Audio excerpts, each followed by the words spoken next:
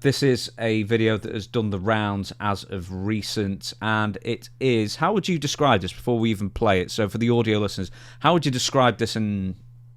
I don't know. Well, it's something you shouldn't do, but from you got to go see what tipped me off that it was foreign subscribite. Where's that from? I read. It's got a masked guy in the logo, so I'm suspecting Mexico. Well, it's got to be Mexico. But first time I saw this, I went, "What the hell are they trying to do?" Anyway, hey, if you want something stupid, stay with wrestling, and you'll find it. And here it is. Here it is. Here it is. So there are two people fighting on top of... What is that? It looks like on top of a building that's half made. Yep. Now I like when he stopped. Now watch this guy shift. Well, let me get in position here. Oh yeah, So he's just been thrown like what, 10 feet, 12 feet off onto a car. No, that's more. It's like 20 feet, probably. It is. And now look, see what he's got? Fluorescent bulbs. Now this is a hell of a move here. If you look at it, look. That's got to be at least 15. You're right. Yeah. So he does a moonsault onto a guy on a car holding onto fluorescent light bulbs. Yep. I think we need to watch this one more time. Just the main things. This goes. So he throws the guy into the car. That goes about as perfectly as it could do. And then the idiot recording it just films him shifting around 90 degrees to get into position. Yeah. And then the guy who does the moonsault. Now, no telling how long it took him to get ready. And then somehow that goes perfectly. Yep.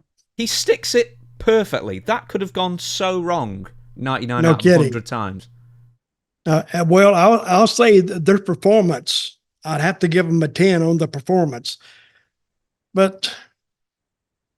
And sometimes they do this thing, just put it on X or Twitter, it used to be, and just wait for the clicks. Because it'll be there. How many clicks do you think that'll get? 1 million? I saw loads of people sharing that. I even saw Bradshaw sharing it. Yeah. And then pretty sure Bradshaw said, "Yeah, I used to do that move back in '92." Oh yeah, he did. I taught it to him.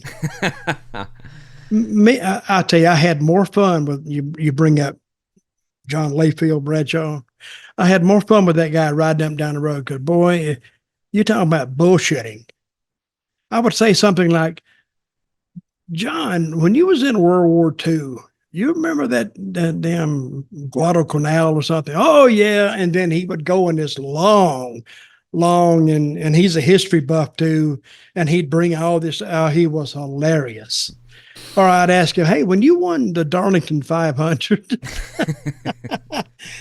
in 1975, was you in the Chevy or was you in the Ford?" And then he would just take it and run with it, and very, very entertaining he was. So, but talking about this clip we just saw, where does it rank in the all-time?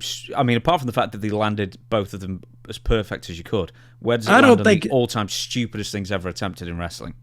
Well, it wasn't stupid.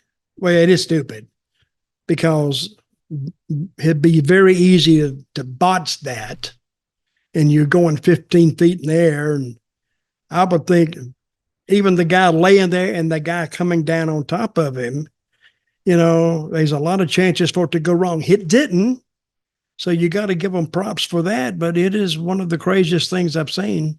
So, but you know what people have never even talked about? You know that powder inside that fluorescent bulb can cause a lot of damage. It's full of like argon or something. Oh my God. And it can get in your eye. And what if one of the glass from the fluorescent lighting gets in your eye? You could lose your sight. So I think they got a lot more talent or performance savvy than they have intelligence.